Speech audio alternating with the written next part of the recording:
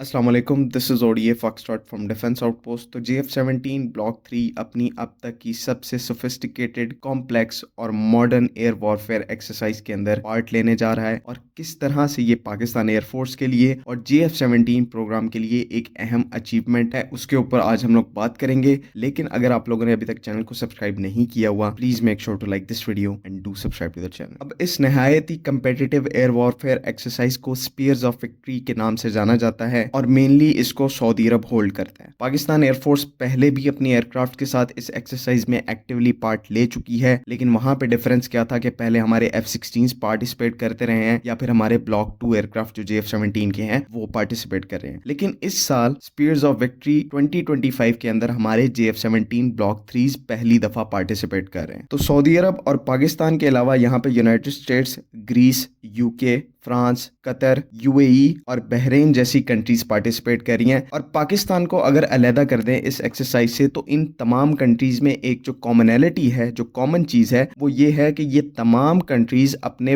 Western origin के aircrafts को इस एक्सरसाइज के लिए लेके आई हैं। चाहे वो फ्रांस की बात कर लें जो कि राफेल लेके आया है, चाहे कतर की बात कर लें जो कि यूरोफाइटर टाइफून लेके आए हैं अपने, चाहे यूनाइटेड स्टेट्स की बात कर लें जो कि अपने F-16 लेके आए हैं, और साथ ही साथ अगर सऊदी अरब की बात करें तो उनके F-15 स्ट्राइक ईगल्स इस एक्सरसाइज में पार्टिसिपेट कर रहे हैं। मतलब कि पाकिस्तान के अलावा इस एक्सरसाइज के अंदर हर एयरक्राफ्ट जो है वो वेस्टर्न ओरिजिन का है। और यहाँ पर अगर पाकिस्तान भी चाहता तो अपने वेस्टर्न ओरिजिन के एयरक्राफ्ट्स को भेज सकता था, जिसमें ब्लॉक 52 F-16 के आते हैं या फिर ब्लॉक 15 MLU आते हैं। ये आपको पता है वेस्टर्न ओरिजिन के एयरक्राफ्ट है। लेकिन इस सब के बावजूद पाकिस्तान एयरफोर्स ने इंटेंशनली यहाँ पर JF-17 ब्लॉक 3 एयरक्राफ्ट को भेजा है। और मैं यहाँ पर आपको बताऊं, ये एक बहुत बड़ी चीज होती है, ये एक बहुत बड़ा कॉन्फिडेंस होता है जो कि आपको अपने एयरक्राफ्ट में होता है। क्योंकि इस तरह की बड़ी एक्सरसाइजेज में जो एयरक्राफ्ट्स हैं वो हेड टू हेड जाते हैं, नेशंस उनको compete करवाने के लिए इन एक्सरसाइजेज में भेजती हैं। और आप अपने अगर JF-17 ब्लॉक 3 को इस एक्सरसाइज के अंदर उतार रहे हो, तो यहाँ पर ये इस चीज को शो करता है कि पाकिस्तान एयरफोर्स का इमेंस कॉन्फिडेंस है इस एयरक्राफ्ट के अंदर। और इतनी टेस्टिंग के बाद ये कॉन्फिडेंस बिल्ड हुआ है कि पाकिस्तान एयरफोर्स इस टाइम के ऊपर इसे डायरेक्टली वेस्टर्न ओरिजिन के जो टॉप नॉच एयरक्राफ्ट है, जो पीक है वेस्टर्न एयरक्राफ्ट्स की, उनके अगेंस्ट में पाकिस्तान एयरफोर्स JF-17 ब्लॉक 3 को पिच कर रही है। और इसमें वो लोग भरपूर तरीके से कॉन्फिडेंट नजर आ रहे हैं। इससे ज्यादा कुछ भी JF-17 ब्लॉक 3 की कैपेबिलिटीज को हाईलाइट नहीं कर सकता या उनको सॉलिडिफाई नहीं कर सकता। जो इनिशियल इंफॉर्मेशन सऊदी अरब की तरफ से इस एक्सरसाइज के रिलेटेड रिलीज की गई है, उसके मुताबिक इस एक्सरसाइज के अंदर हर एयरक्राफ्ट को सीरीज ऑफ मैचेस के दौरान एक दूसरे के अगेंस्ट में पिच किया जाएगा, जिसमें लॉन्ग रेंज BVR एक्सरसाइजेज शामिल हैं, साथ ही साथ इंटेंस डॉग फाइटिंग की एक्सरसाइजेज भी शामिल हैं। एडिशनली यहाँ पर इंटेंसिव इलेक्ट्रॉनिक वॉरफेयर एक्सरसाइजेज भी इस पूरी एक्सरसाइज का पार्ट है। और अगर हम इन तीनों पॉइंट्स को मिलाएं, जिसमें लॉन्ग रेंज BVR भी आती है, इंटेंसिव इलेक्ट्रॉनिक वॉरफेयर भी आती है और डॉग फाइट भी आती है,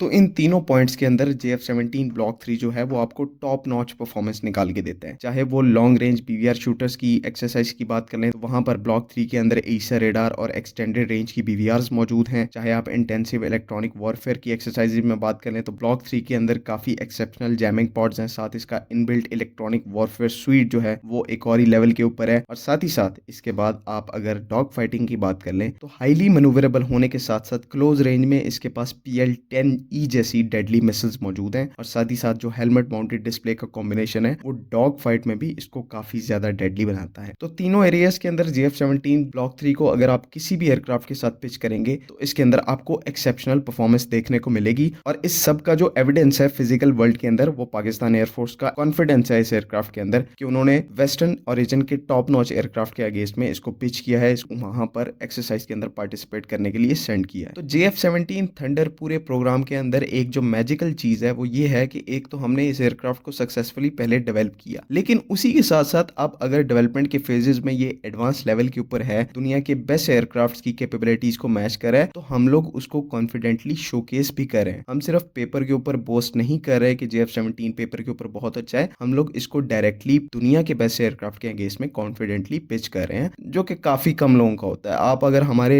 नेबरहुड में देख लें तो ये चीज बिल्कुल ही एब्सेंट है। LCA तेजस को ना तो कभी फ्रंट लाइन के ऊपर डायरेक्टली और अच्छे तरीके से पोस्ट किया गया है, और साथ ही साथ कोई भी इंटरनेशनल एक्सरसाइज हो तो बहुत ही कम स्पॉटलाइट इस एयरक्राफ्ट को इवन अपनी खुद की एयरफोर्स, इंडियन एयरफोर्स की तरफ से दी जाती है। और हमेशा as a side line aircraft use किया जाता है। तो ये चीज पाकिस्तान एयरफोर्स ने JF-17 के साथ कभी भी नहीं की। हमेशा से ये एयरक्राफ्ट पाकिस्तान एयरफोर्स के लिए फ्रंट लाइंस के ऊपर काम करता रहा है और चाहे कोई भी कॉन्फ्लिक्ट हो, कोई भी सिचुएशन हो, पाकिस्तान एयरफोर्स कभी भी इसको डिप्लॉय करने से नहीं घबराती, बल्कि वो कॉन्फिडेंटली इसको फ्रंट लाइंस के ऊपर डिप्लॉय करते हैं और अपनी प्रोवेस का एक सिंबल बनाकर इसको रिप्रेजेंट करते हैं और आगे भेजते हैं। आई होप कि चीजें यहाँ पर क्लियर हैं। अगर इससे रिलेटेड कोई भी कंफ्यूजन है तो काइंडली कमेंट्स में जरूर पूछें। बाकी अगली वीडियो तक के लिए अल्लाह हाफिज।